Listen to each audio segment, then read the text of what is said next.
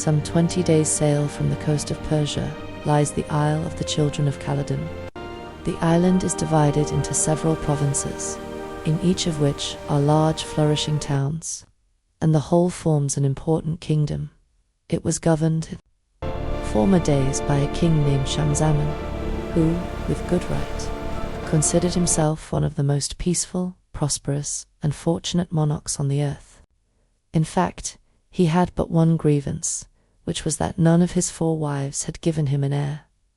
This distressed him so greatly that one day he confided his grief to the Grand Vizier, who, being a wise counselor, said, "Such matters are indeed beyond human aid. Allah alone can grant your desire, and I should advise you, sire, to send large gifts to those holy men who spend their lives in prayer, and to beg for their intercessions. Who knows whether their petitions may not be answered?" The king took his vizier's advice, and the result of so many prayers for an heir to the throne was that a son was born to him the following year. Camaralzaman sent noble gifts as thank offerings to all the mosques and religious houses, and great rejoicings were celebrated in honor of the birth of the little prince, who was so beautiful that he was named Camaralzaman, or Moon of the Century. Prince Camaralzaman was brought up with extreme care by an excellent governor and all the cleverest teachers, and he did such credit to them that when he was grown up, a more charming and accomplished young man was not to be found. Whilst he was still a youth, the king, his father, who loved him dearly, had some thoughts of abdicating in his favor. As usual, he talked over his plans with his Grand Vizier, who, though he did not approve the idea, would not state all his objections. "Sire," he replied, "the prince is still very young for the cares of state. Your Majesty fears his growing idle and careless, and doubtless you are right. But how would it be if he were first to marry? This would attach him to his home, and your Majesty might give him a share in your councils, so that he might gradually learn how to wear a crown, which you can give up to him whenever you find him capable of wearing it." The vizier's advice once more struck the king as being good, and he sent for his son, who lost no time in obeying the summons, and standing respectfully with downcast eyes before the king asked for his commands. "I have sent for you," said the king, "to say that I wish you to marry. What do you think about it?" The prince was so much overcome by these words that he remained silent for some time. At length he said, "Sire, I beg you to pardon me if I am unable to reply as you might wish. I certainly did not expect such a proposal, as I am still so young, and I confess that the idea of marrying is very distasteful to me. Possibly I may not always be in this mind, but I certainly feel that it will require some time to induce me to take the step which your Majesty desires." This answer greatly distressed the king, who was sincerely grieved by his objection to marriage. However, he would not have recourse to extreme measures, so he said, "I do not wish to force you. I will give you time to reflect, but remember that such a step is necessary for a prince such as you, who will some day be called to rule over a great kingdom."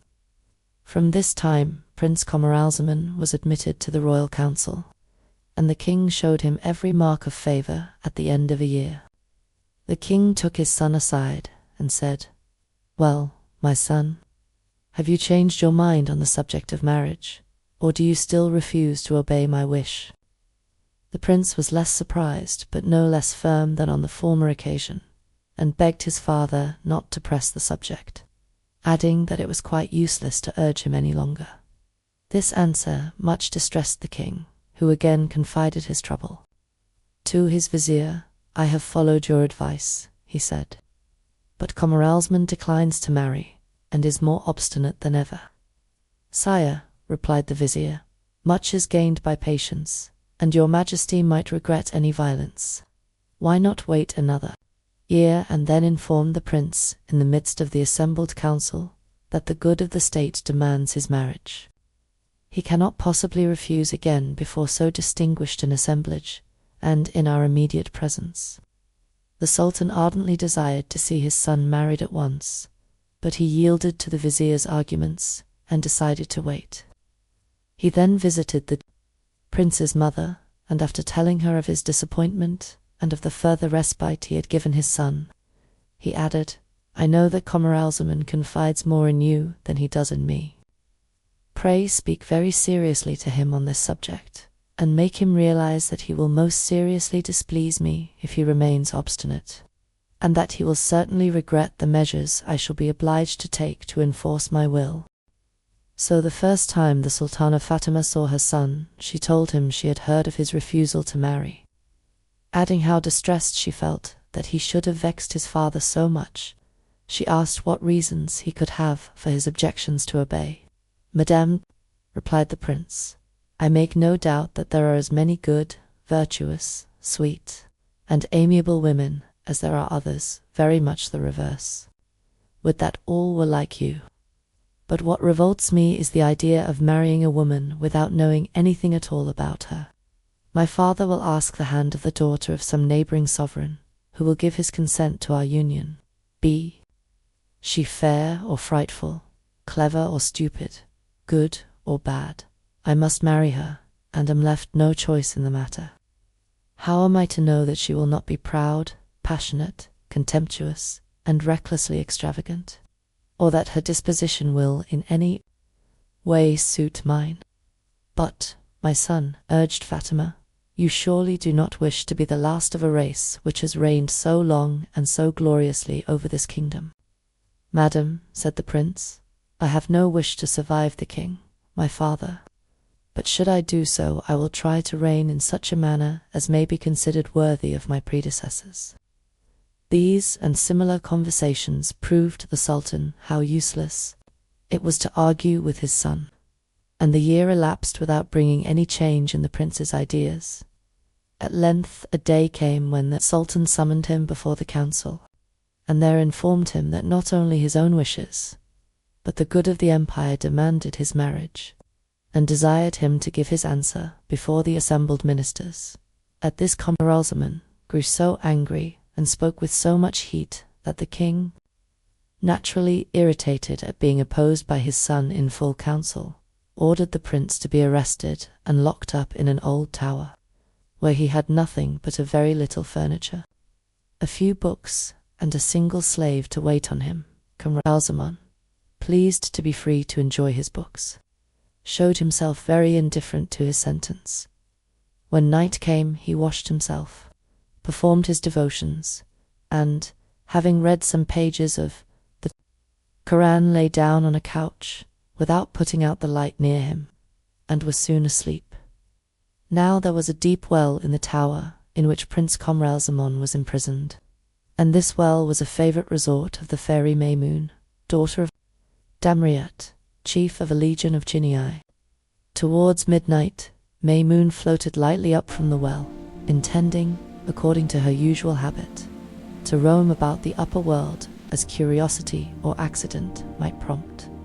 The light in the prince's room surprised her, and without disturbing the slave, who slept across the threshold, she entered the room, and approaching the bed was still more astonished to find it occupied.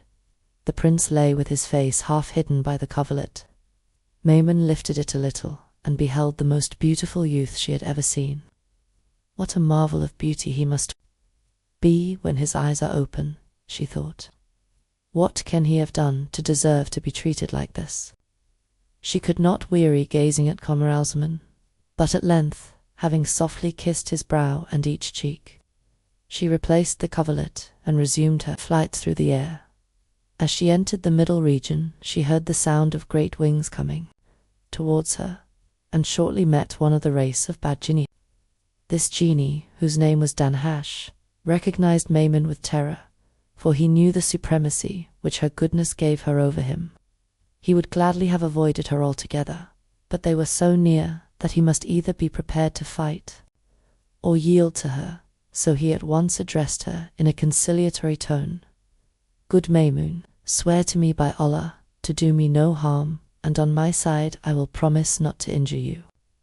Accursed genie, replied Maymun, "what harm can you do me? But I will grant your power and give the promise you ask. And now tell me what you have seen and done tonight."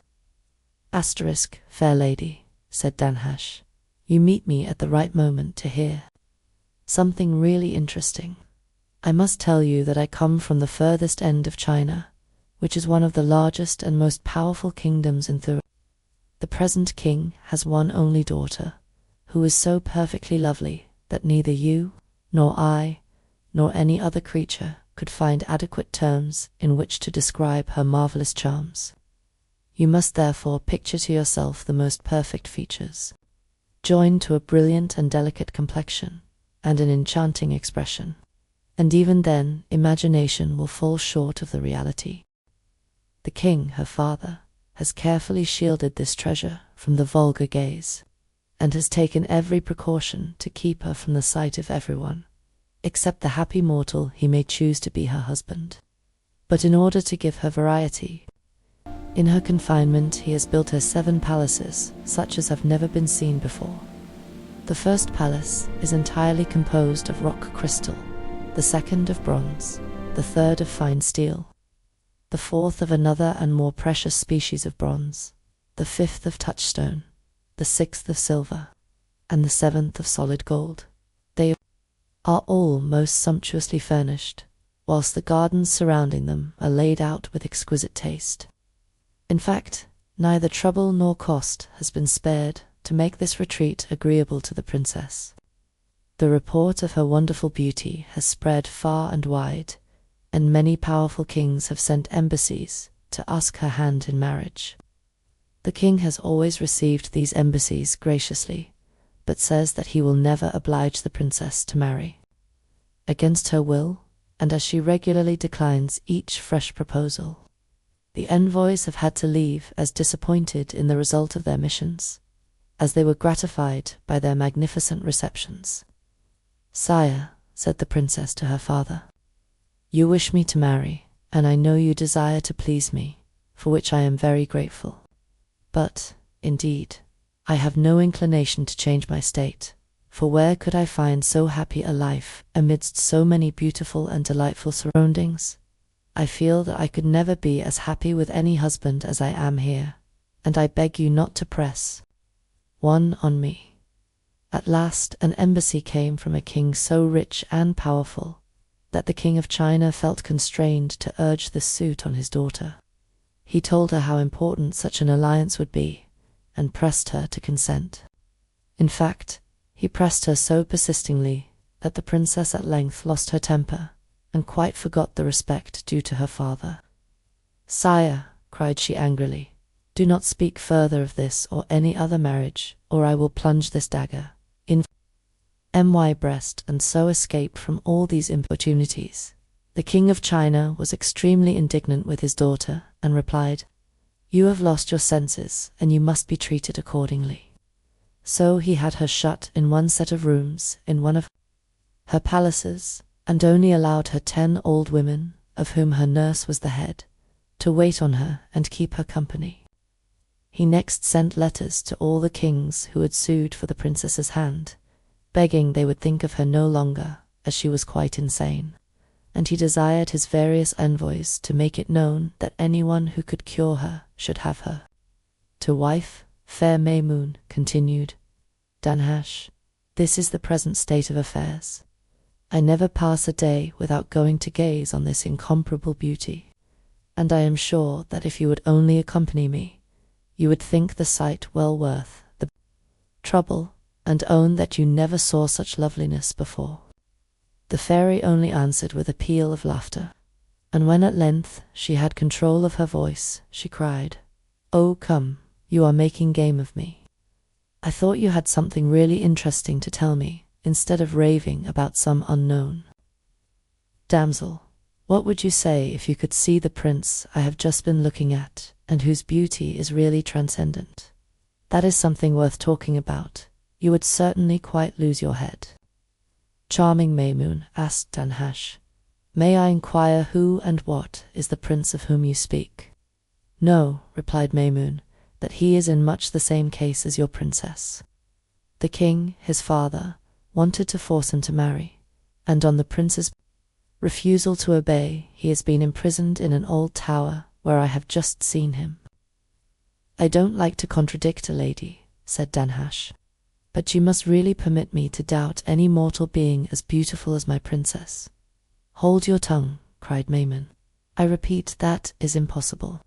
"Well, I don't wish to seem obstinate," replied Danhasch.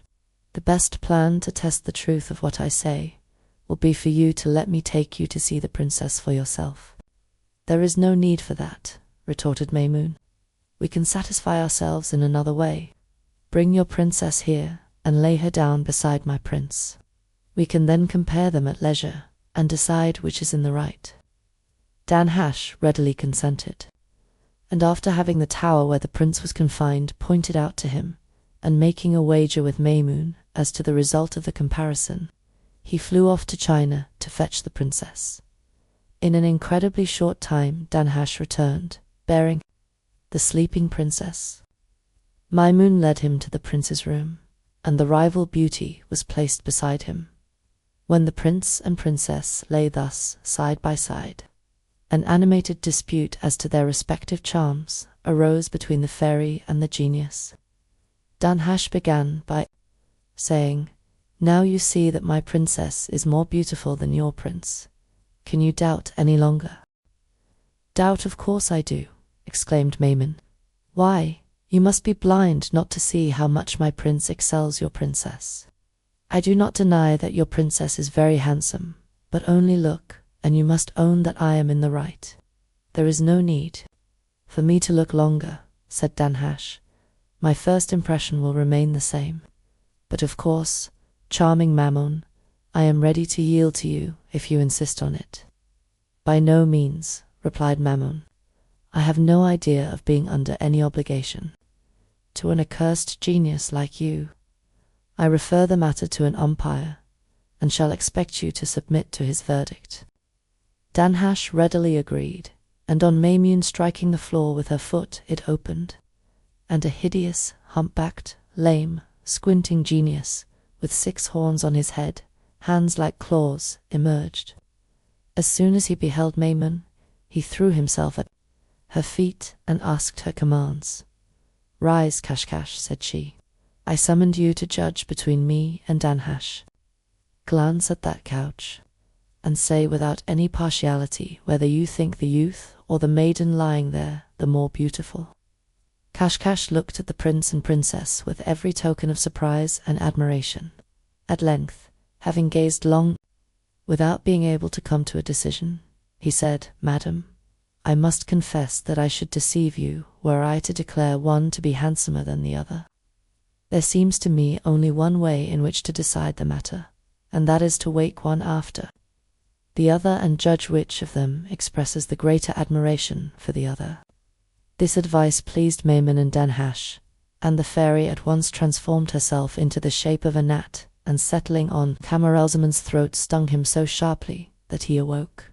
As he did so, his eyes fell on the Princess of China. Surprised at finding a lady so near him, he raised himself on one arm to look at her. The youth and beauty of the princess at once awoke a feeling to which his heart had as yet been a stranger, and he could not restrain his delight. "What loveliness! What charms! Oh, my heart, my soul!" he exclaimed, as he kissed her forehead, her eyes and mouth in a way which would certainly have roused her, had not the genie's enchantments kept her asleep. "How, fair lady," he cried, "you do not wake at the signs of Camaralzaman's love. Be you who you may, he is not unworthy of you." It then suddenly occurred to him that perhaps this was the bride his father had destined for him, and that the king had probably had her placed in this room in order to see how far Camaralzaman's aversion to marriage would withstand her charms. "At all events," he thought, "I will take this ring as a remembrance of her." So saying, he drew off a fine ring which the princess wore on her finger, and replaced it by one of his own, after which he lay down again and was soon fast asleep. Then Danhasch, in his turn, took the form of a gnat and bit the princess on her lip. She started up, and was not a little amazed at seeing a young man beside her. From surprise she soon passed to admiration, and then to delight on perceiving how handsome and fascinating he was. "Why," cried she, "was it you my father wished me to marry? How unlucky that I did not know sooner. I should not have made him so angry. But wake up, for I know I shall love you with all my heart." So saying, she shook Camaralzaman so violently that nothing but the spells of Maimon could have prevented his waking. "Oh," cried the princess, "why are you so drowsy?" So saying, she took his hand and noticed her own ring on his finger, which made her wonder still more. But as he still remained in a profound slumber, she pressed a kiss on his cheek, and soon fell fast asleep too. Then Maimon, turning to the genie, said, "Well, are you satisfied that my prince surpasses your princess? Another time, pray, believe me when I assert anything." Then turning to Kashkash, "My thanks to you, and now do you and Danhash bear the princess back to her own home." The two genii hastened to obey, and Mamoun returned to her well. On waking next morning, the first thing Prince Camaralzaman did was to look round for the lovely lady he had seen at night, and the next to question the slave who waited on him about her. But the slave persisted so strongly that he knew nothing of any lady, and still less of how she got into the tower, that the prince lost all patience, and after giving him a good beating, tied a rope round him and ducked him in the well till the unfortunate man cried out that he would tell everything. Then the prince drew him up, all dripping wet. But the slave begged leave to change his clothes first, and as soon as the prince consented, hurried off, just as he was, to the palace. Here he found the king talking to the grand vizier of all the anxiety his son had caused him. The slave was admitted at once, and cried, "Alas, sire, I bring sad news to your majesty. There can be no doubt that the prince has completely lost his senses. He declares that he saw a lady sleeping on his couch last night, and the state you see me in proves how violent contradiction makes him." He then gave a minute account of all the prince had said and done. The king, much moved, begged the vizier to examine into this new misfortune, and the latter at once went to the tower, where he found the prince quietly reading a book. After the first exchange of greetings, the vizier said, "I feel really very angry with your slave for alarming his majesty by the news he brought him." "What news?" asked the prince. "Ah," replied the vizier, "something absurd, I feel sure, seeing how I find you, most likely," said the prince. "But now that you are here, I am glad of the opportunity to ask you, where is the lady who slept in this room last night?" The grand vizier felt beside himself at this question. "Prince," he exclaimed, "how would it be possible for any man, much less a woman, to enter this room at night without walking over your slave on the threshold? Pray consider the matter, and you will realize that you have been deeply impressed by some dream." But the prince angrily insisted on knowing who and where the lady was, and was not to be persuaded by all the vizier's protestations to the contrary that the plot had not been one of his making. At last, losing patience, he seized the vizier by the beard and loaded him with blows. "Stop, prince," cried the unhappy vizier. "Stay and hear what I have to say." The prince, whose arm was getting tired, paused. "I confess, prince," said the vizier, "that there is some foundation for what you say. But you know well that a minister has to carry out his master's orders. Allow me to go and to take to the king any message you may choose to send." "Very well," said the prince. "Then go and tell him that I consent to marry the lady whom he sent or brought here last night. Be quick and bring me back his answer." The vizier bowed to the ground and hastened to leave the room and tower. "Well," asked the king as soon as he appeared, "and how did you find my son?" "Alas, sire," was the reply, "the slave's report is only too true." He then gave an exact account of his interview with Camaralzaman, and of the prince's fury when told that it was not possible for any lady to have entered his room, and of the treatment he himself had received. The king, much distressed, determined to clear up the matter himself, and, ordering the vizier to follow him, set out to visit his son. The prince received his father with profound respect, and the king, making him sit beside him, asked him several questions, to which Camaralzaman replied with much good sense. At last the king said, "My son, pray tell me about the lady who, it is said, was in your room last night." "Sire," replied the prince, "pray do not increase my distress in this matter, but rather make me happy by giving her to me in marriage. However much I may have objected to matrimony formerly, the sight of this lovely girl has overcome all my prejudices, and I will gratefully receive her from your hands." The king was almost speechless on hearing his son, but after a time assured him most solemnly that he knew nothing whatever about the lady in question, and had not connived at her appearance. He then desired the prince to relate the whole story to him. Camaralzaman did so at great length, showed the ring, and implored his father to help to find the bride he so ardently desired. "After all you tell me," remarked the king, "I can no longer doubt your word, but how and whence the lady came, or why she should have stayed so short a time, I cannot imagine.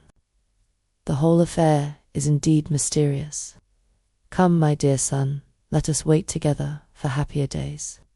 So saying, the king took Camaralzaman by the hand and led him back to the palace, where the prince took to his bed and gave himself up to despair. And the king, shutting himself up with his son, entirely neglected the affairs of state.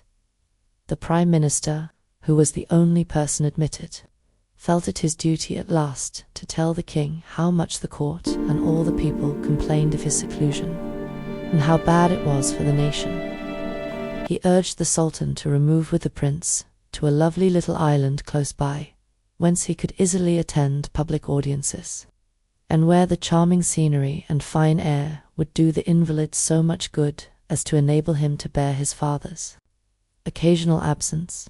The king approved the plan, and as soon as the castle on the island could be prepared for their reception, he and the prince arrived there, Camaralzaman never leaving his son, except for the prescribed public audiences twice a week.